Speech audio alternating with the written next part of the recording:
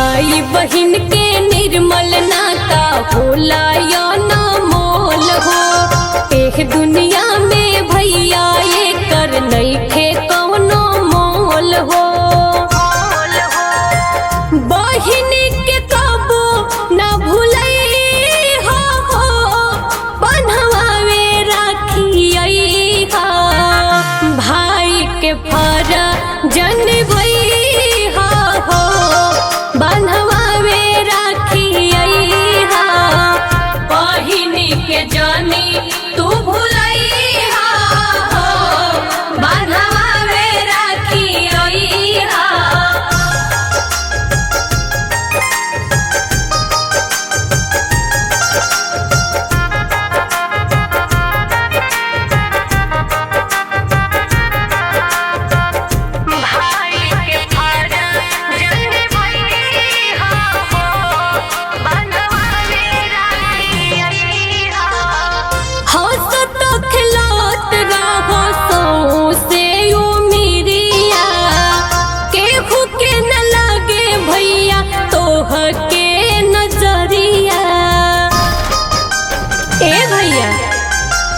हंसत खिलत रहो से उमिरिया केहू के न लागे भैया तोहर के नजरिया।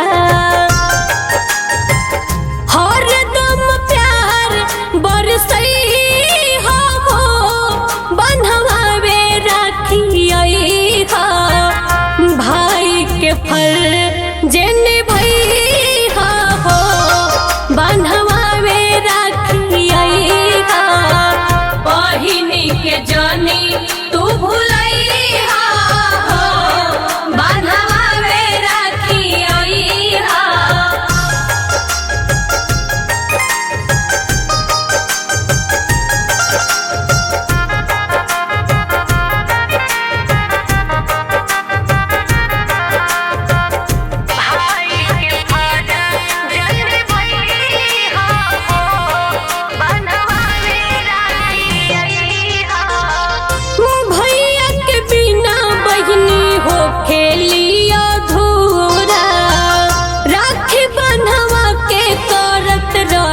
हो तो पूरा भैया हो जन भूलई हो। भैया के बिना बहिनी हो खेली अधूरा। राखी बन्हवा के करत रही हो तो पूरा। आरती के जानी बिसरई हो बन्हवावे राखी हा। भाई के फर्ज जनबई हो बन्हवावे राखी हा। बहिन के जानी तू भूलई हो बन्हवावे राखी हा।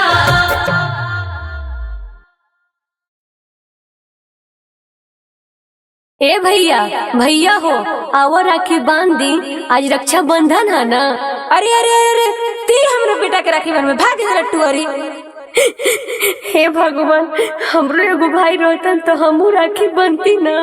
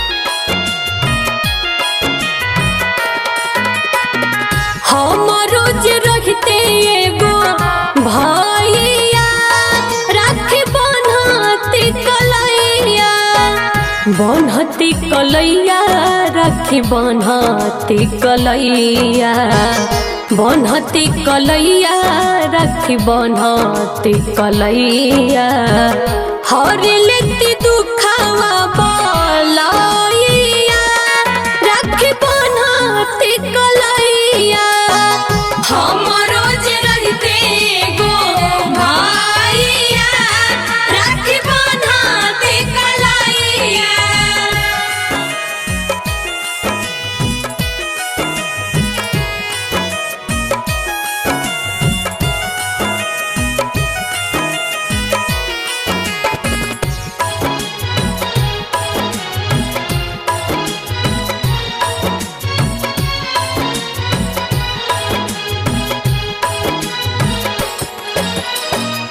चंदन रोड़ी काचा धागा मंगवाईती हमहु राजा भैया के आरती देखाईती आरती देखाईती।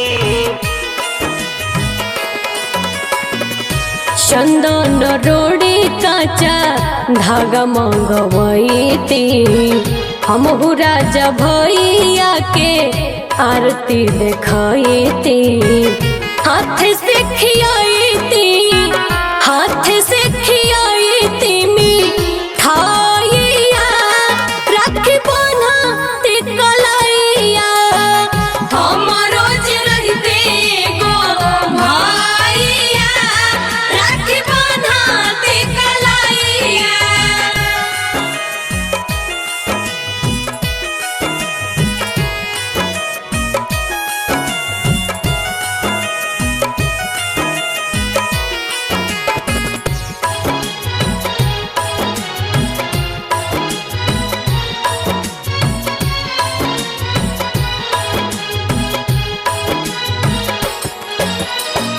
जब जब आवे रक्षा बंधन त्योहार हो अखिया से लोर बन के निकले धार हो।